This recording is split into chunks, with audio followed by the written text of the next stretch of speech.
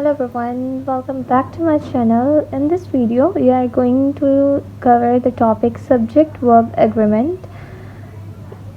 इसमें यह है कि डिफरेंट रूल्स हैं, तो रूल्स की बजाय मैं आपको एग्जांपल्स के साथ करना ज़्यादा बेटर जो है वो मुझे लगता है, तो मैं आपको एग्जांपल्स के साथ करना सिखाऊंगी। सबसे पहले हमारे पास आ जाता है एग्जांपल एक, iron and copper are of great benefit. तो यहाँ पे देखें कि आयरन और कॉपर की बात हुई है कि आयरन और copper are of great benefits. तो यहाँ पे आयरन एंड कॉपर सब्जेक्ट हैं और इनके साथ जो वर्ब लगा है वो आर लगा है। तो हमने आर क्यों लगाया? क्योंकि आयरन एक अलग मेटल है और कॉपर एक अलग से मेटल है। तो जब दो डिफरेंट मेटल्स एक एंड के साथ कंबाइन हो जाएंगी तो हम इसमें जो वर्ब यूज़ करेंगे वो प्लूरल यूज़ करेंगे, ठीक है। तो यहाँ पे इसलिए पहले एग्जांपल के अंदर आर यूज़ हुआ है। नेक्स्ट आ जाता है the quality of grains is not good. अब देखा जाए तो स्टूडेंट्स कहते हैं कि ग्रेन्स है तो ग्रेन्स प्लूरल है तो यहाँ पे आर आएगा, लेकिन हमने आर नहीं लगाया, इज़ लगाया। इज़ क्यों लगाया? पहले तो ये देख लें, द क्वालिटी ऑफ ग्रेन्स ये एक फ्रेज़ है, ठीक है। अब यहाँ पे हम कह रहे हैं the quality of grains is not good. What is not good? तो यहाँ पे जो सब्जेक्ट है हमारे पास द क्वालिटी ऑफ ग्रेन्स, तो ग्रेन्स की क्वालिटी की बात हो रही है, उसकी क्वालिटी अच्छी है या नहीं अच्छी, तो हम क्वालिटी को डिस्कस कर रहे हैं। तो इसलिए हमने क्वालिटी के अकॉर्डिंग यहाँ पर जो वर्ब यूज़ किया है वो सिंगुलर यूज़ किया है। अगर हमारे पास सिंपल सब्जेक्ट हो, मतलब वन वर्ड का सब्जेक्ट हो, तो हमने वन वर्ड वाला जो वन वर्ड का अगर सब्जेक्ट है तो हमने सिंगुलर लगाना है उसके साथ वर्ब। लेकिन अगर एक कंप्लीट सब्जेक्ट है, कंप्लीट सब्जेक्ट में मतलब एक वर्ड से ज़्यादा उसके अंदर होता है, उसमें फ्रेज़ भी आ जाती है, अभी क्लॉज भी आ सकती है। तो अगर इस तरह का कोई सब्जेक्ट हमारे पास है तो हमने फिर उसके अकॉर्डिंगली सेंटेंस को देखते हुए वर्ब यूज़ करना होता है। जैसे एक नीचे एक और सेंटेंस है, one of the politicians is sick. अब यहाँ पे पॉलिटिशियंस है, मतलब ज़्यादा सारे पॉलिटिशियंस की बात हो रही है, लेकिन वर्ब हम इज़ यूज़ कर रहे हैं। तो ये क्यों कर रहे हैं यूज़?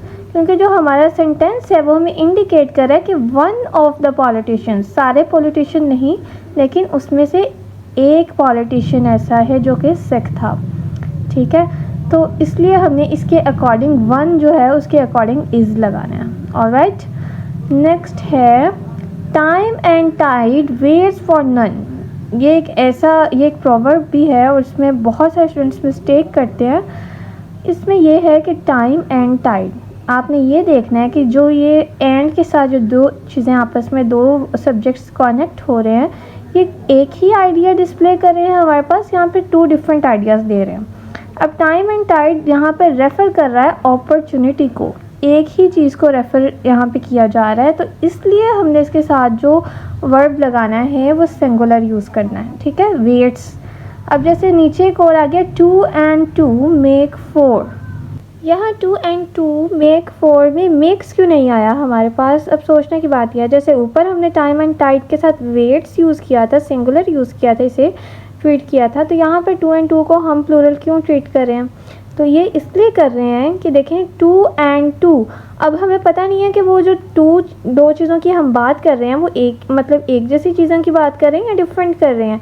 टू हमारे पास पेंसिल्स भी हो सकती हैं, टू रबर्स भी हो सकते हैं, ठीक है, टू फ्रिज भी हो सकते हैं, टू बेड्स भी हो सकते हैं। हम किस चीज़ की बात कर रहे हैं यहाँ पर? तो ये इस वजह से जब हमें पता ना हो, आइडिया हमारे पास दो चीज़ों को डिफरेंट चीज़ों के लिए आ रहा हो, तो हम प्लूरल यूज़ करेंगे यहाँ पे वर्ब। जैसे यहाँ पे मैंने साइड पे मेंशन भी किया हुआ है कि अगर आपका नाउन जो है वो सजेस्ट आपको कर रहा हो एक ही आइडिया, एक ही, जैसे टाइम एंड टाइड, हमने देखा कि ये आइडिया अपॉर्चुनिटी का आ रहा है हमारे पास, तो इसलिए हमने सिंगुलर यहाँ पे आगे वर्ब यूज़ करना है। लेकिन अगर आपका जो नाउन है वो आपको सजेस्ट कर रहा हो टू डिफरेंट आइडियाज़, तो यहाँ पे फिर हम प्लूरल वर्ब यूज़ करेंगे। आगे एक और एग्जाम्पल देख लेते हैं इसी से related, bread and butter is only food. अब यहाँ पे हम बात कर रहे हैं कि ब्रेड और बटर जो है वो एक ही आइडिया हमें दे रहा है। क्यों? क्योंकि फूड से रिलेटेड बात हो रही है यहाँ पे कि जो फूड है वो सिर्फ ब्रेड और बटर ही है इस टाइम। इसलिए यहाँ पे हमने इसको देखते हुए कि वो आइडिया उसका सेम आ रहा है तो सिंगुलर यूज़ करेंगे, ठीक है। नेक्स्ट है all work and no play makes Jack a dull boy. ये हमने बचपन में काफ़ी दफ़ा सुनी हुई एग्जाम्पल है हमारे पास। तो ये यहाँ पर हमने क्यों मेक्स यूज़ किया?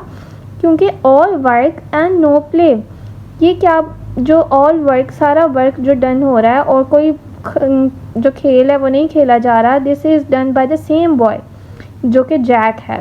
जैक, उसको कहा जा रहा है कि all work and no play makes Jack a dull boy. सारा काम उसने बस किया है, कोई खेल नहीं खेला, तो इसकी वजह से जो जैक है वो एक डल बॉय बन गया है। तो यहाँ जैक के ऊपर ये दोनों चीज़ें अप्लाई हो रही हैं कि उसी के ऊपर, उसी से रिलेटेड काम की भी बात हो रही है और उसी से रिलेटेड प्ले की भी बात की जा रही है।